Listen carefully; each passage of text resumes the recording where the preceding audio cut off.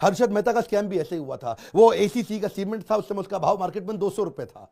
इन्होंने उसकी artificial buying करा दी, खरीदवा खरीदवा खरीदवा खरीदवा, वो 200 से 9000 पहुंच गया। एसीसी सीमेंट में अंदर कोई दम था ही नहीं, कंपनी के फंडामेंटल कमजोर थे, उसकी प्रॉफिटेबिलिटी बढ़ नहीं रही थी, टॉप लाइन बढ़ नहीं रहा था, बॉटम लाइन बढ़ नहीं रहा था, उसका मार्केट में कंपाउंड एनुअल ग्रोथ रेट आ ही नहीं रहा था। मार्केट उसके अंदर ना मैनेजमेंट बदली, ना उसके फंडामेंटल कमजोर थे, और एसीसी को इन्होंने रैली चला दी, उस समय 200 से 9000 पहुंचा दिया। अब जो लोग खरीदो खरीदो खरीदो खरीदो, अचानक सब बिकवाया, सब बर्बाद होगा। इसको बोलते हैं Harshad Mehta scam. Artificially pump and dump. क्या बोलते हैं? पहले पंप कर दो और बाद में डंप कर दो, ऊपर ले जाके बेच के बाहर निकल जाओ। मैंने 200 से 9000 करा के 9000 पे एग्जिट ले लिया, तो भाई साहब मेरी तो हो गई ना बहुत बड़ी कमाई। आप समझो ना, 1000 का 9000 भी 9 गुना हो गया। देखते ही देखते रातों रात पैसा कमाया इन्होंने। ये तो 200 से 9000 कर दिया, बस यही कहानी है जी। टिप टिप टिप कहाँ मिलती है? रेस्टोरेंट में मिलती है। पहले जाके मार्केट में पीई चेक करो।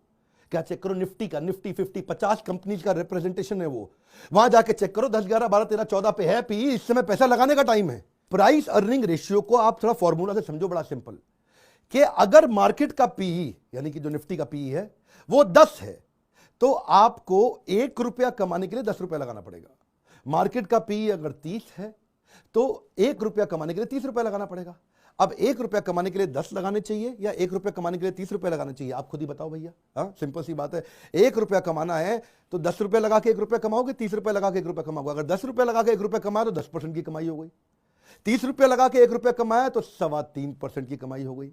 तो इसलिए अगर निफ्टी 30 पे है और अगर आपको 3.25% का रिटर्न आना है तो अच्छा है एफडी में रखो अच्छा है डेट फंड में रखो, कैश पे बैठो। सुनो, कम ऑन क्या, कैश पे बैठो। इन बातों को याद रखिएगा। मैं कोई खाली हवाई मोटिवेशन स्पीकर नहीं हूं, बिजनेस के फंडामेंटल समझा रहा हूं, बात समझिए। मैं आपको पीछे के कुछ सिनेरियो देता हूं जब मार्केट में बहुत घोर मंदी और मार्केट जब बहुत घोर तेजी आई थी, उन दिनों पी क्या था। वो डेटा आएगा ना तो और आपको समझ में आ जाएगा। 1999 में पी 12 चल रहा था और उस समय एक साल में 105% का रिटर्न आया था।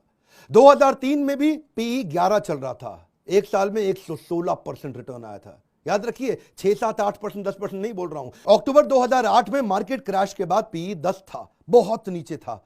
उसके बाद जिसने पैसा लगाया एक साल में 130% पैसा कमाया। ये तो मैंने आपको उदाहरण दिए जब पी कम था और कैसी कमाई हुई। अब जरा उदाहरण दे देते हैं किस किस महीने में, साल में जाके गूगल पे चेक करिएगा जब पी ज्यादा था तो लोगों का नुकसान कितना हुआ। फरवरी 2000 में पी 28 पे पहुंच गया था।